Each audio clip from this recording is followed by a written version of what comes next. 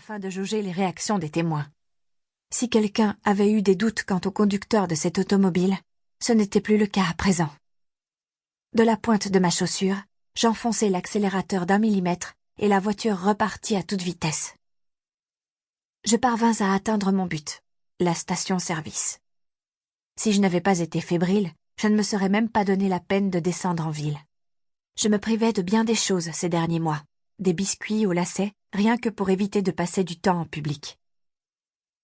Me mouvant comme si je courais un marathon, je ne mis que quelques secondes à ouvrir le volet du réservoir puis ce dernier, à glisser ma carte de crédit dans la pompe et le bec verseur dans le réservoir.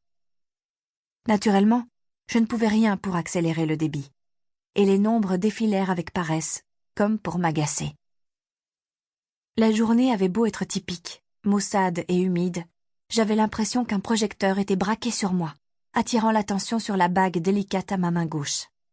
En pareil moment, imprégnée du sentiment que des yeux se vrillaient sur mon dos, il me semblait qu'elle clignotait, tel un néon. « Regardez-moi, regardez-moi !» Je savais qu'il était idiot d'être aussi gêné.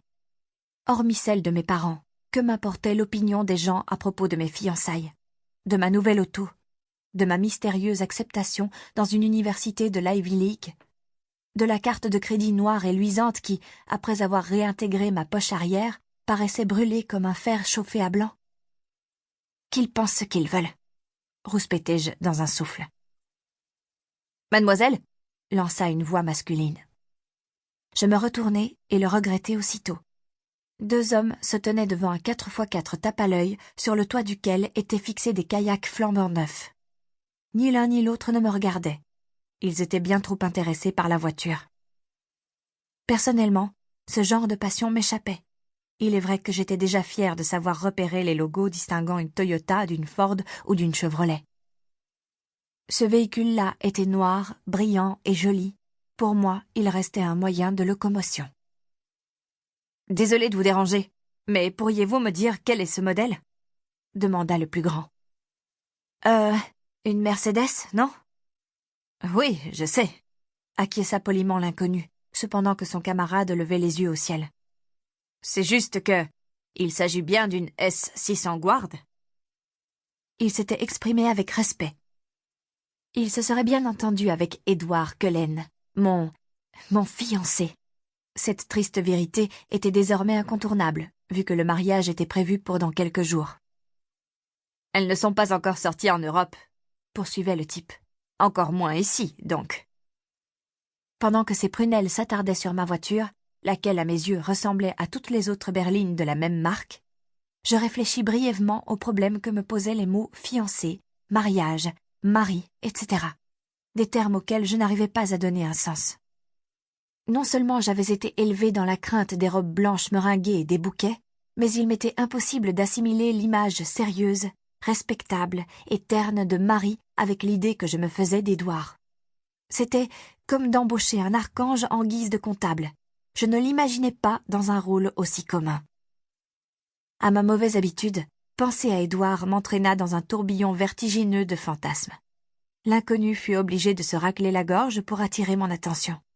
Il attendait encore ma réponse concernant le modèle de mon véhicule. « Je n'en ai pas la moindre idée, » avouai-je honnêtement. « Ça ne vous ennuie pas si je me prends en photo à côté ?» Je mis une seconde à comprendre sa requête. « Vous voulez vraiment être photographié avec ma voiture ?»« Oui, sinon personne ne me croira. Ce sera une preuve. » D'accord, pas de souci. Je m'empressai de terminer le plein et de regagner mon siège afin de me cacher, cependant que l'enthousiaste sortait un énorme appareil de son sac à dos. Son ami et lui prirent la pose tour à tour près du capot, puis à l'arrière. « Ma camionnette me manque, » marmonnai-je pour moi-même. Ma Chevrolet avait poussé son dernier soupir quelques semaines seulement après l'accord bancal auquel Édouard et moi étions parvenus. Ce qui était vraiment très bien tombé. Trop bien tombé. Un détail du compromis stipulait en effet que je l'autorisais à remplacer mon pick-up lorsqu'il rendrait l'âme.